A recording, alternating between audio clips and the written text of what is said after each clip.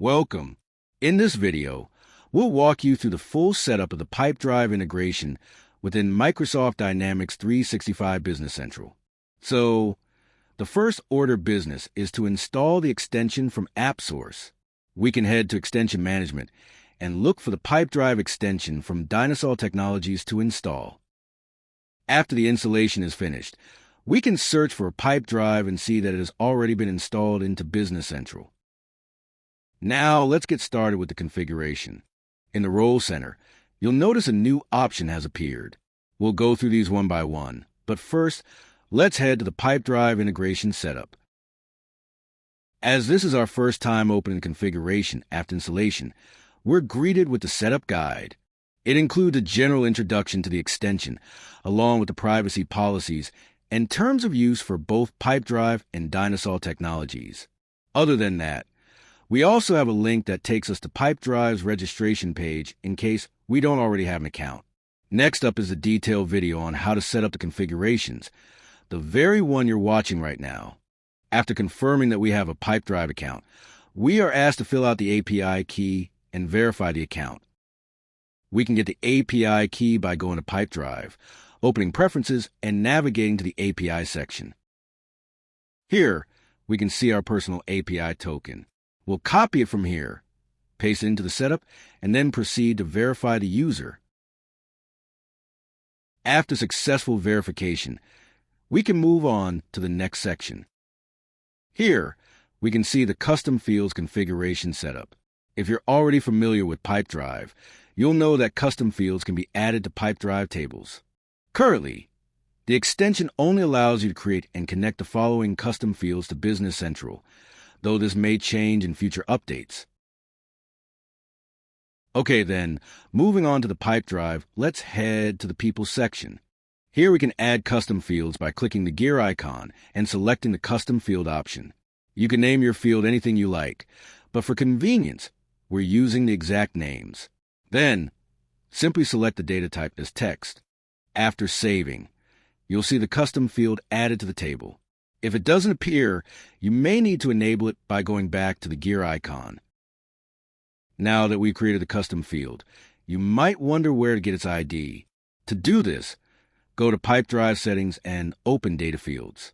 Then, navigate to the relevant section, in this case Persons, to see all the fields in the table.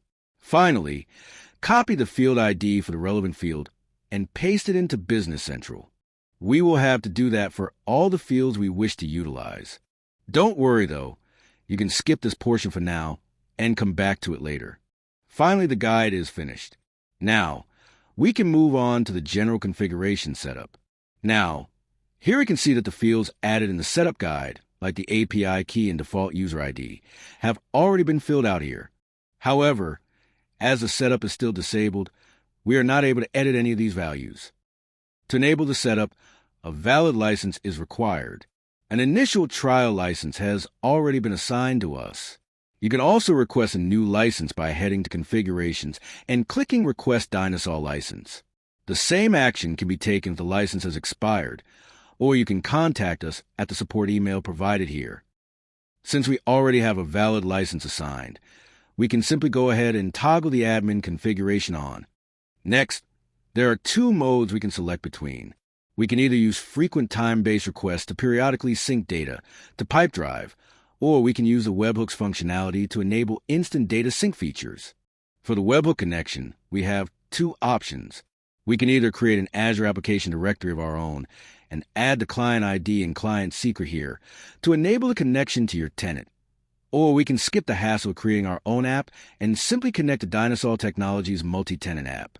However, you do need to add an entry to the Microsoft Entra application and grant access to connect to your tenant. The details can be found in the linked documentation. Now, we will add the webhooks to Pipedrive by heading to the Tools and Apps option and then navigating to the Webhooks tab. Here, we need to add all the webhooks that we want to use with Business Central. Currently, the extension only supports these three event objects. Make sure to use a specific URL for all webhook entries. To create an entry, select the trigger condition, create, update, delete, or all, and then select the appropriate entity type. persons, organizations, or deals. Next, add any name you like, and make sure to include the URL provided in the documentation or shown here. Lastly, the system keeps track of all webhooks that have been triggered in the Pipedrive webhook handler table, which can be viewed by going to Lists and the Webhooks Received page. Since this table is auto-populated, it may become large depending on your trigger frequency. To manage this, we've added a date formula field that users can adjust to automatically delete older processed webhook entries. By default, it is set to delete all processed entries older than 1 month. Up next, we have the item and product synchronization. Essentially, the flow of items goes from Business Central to Pipedrive. Next, we have the last item synced at field, which shows the last time the most recent item was synced to Pipedrive, whether by webhook or by job queue. Then we have the sync method, where you can choose either manual or automatic syncing. If you select automatic, the job queue will run on its own and handle the sync automatically, with the minute interval you have selected, in the Auto Sync in Minutes field. If you choose manual, you'll need to manually hit the appropriate request button by going to Actions and Requests at the top of this page. Next is Allow Product Deletion. Enabling this lets you delete a product from Pipedrive while keeping the item in Business Central intact. There's also an option to delete both the Pipedrive product and the Business Central item simultaneously. Turning this toggle on ensures the item is removed from both systems. Then we have the default currency code. You can select any default currency from the drop-down list. By enabling the Always Use Default Currency Code field, the selected currency will automatically be applied whenever a new item or product is created. Okay, once we go into customer synchronization, we can see that the flow of customers is from Pipedrive to Business Central. Next, we have Customer Auto Sync, which ensures that customers are either synced automatically or manually. If we select automatic, we also have the sync method, where we can choose either the job queue or webhooks. If we use the webhook, changes in Pipedrive are automatically synced to Business Central. However, if the job queue is selected, changes are synced after the specified time interval, such as every 30 minutes. Then, we can see the last customer sync at field, which shows the last time a customer was synced automatically. Next is Auto Create Customers in Business Central. When this toggle is on, any new customer fetched from Pipedrive will be automatically created in Business Central. If the toggle is off, new customers will not be created automatically. We also have Allow Updation of existing customers. If a customer already exists, enabling this will automatically update their details. Then we have Allow Deletion of Persons. Turning this toggle on allows you to delete a person from Pipedrive without removing them from Business Central. There's also a toggle to delete existing customers from both Pipedrive and Business Central simultaneously. Enabling this ensures the entries are removed from both systems. Next is the default customer template. You can use an existing template or create a new one. For example, we are using the default person template, which ensures that any required fields are automatically filled if missing. We also have Allow Deletion of Organizations toggle. Enabling this toggle will delete the organization from Pipedrive, Business Central, or both. Next is Auto Create Contacts in Business Central, which allows the automatic creation of a Business Central contact from a Pipedrive organization.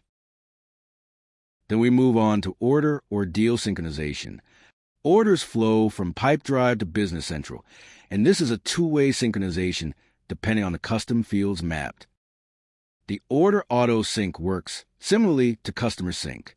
You can choose manual or automatic. In manual mode, updates are done manually. In automatic mode, you can select either webhook or job queue. The webhook syncs instantly, while the job queue syncs after specified time intervals.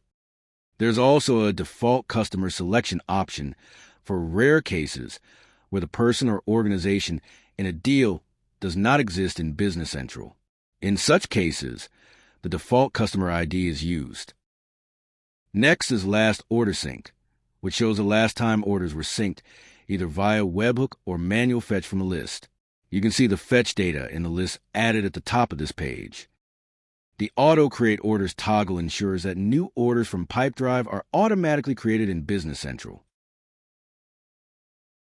We also have Allow Updation of Existing Orders, which ensures that changes to existing orders are updated in Business Central. And lastly, there is Auto Calculate Revenues.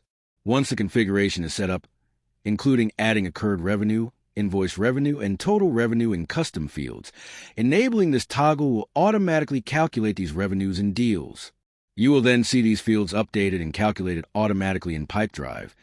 Keep in mind that this will only be reflected if you have created the appropriate custom fields in Pipedrive deals and have also linked them.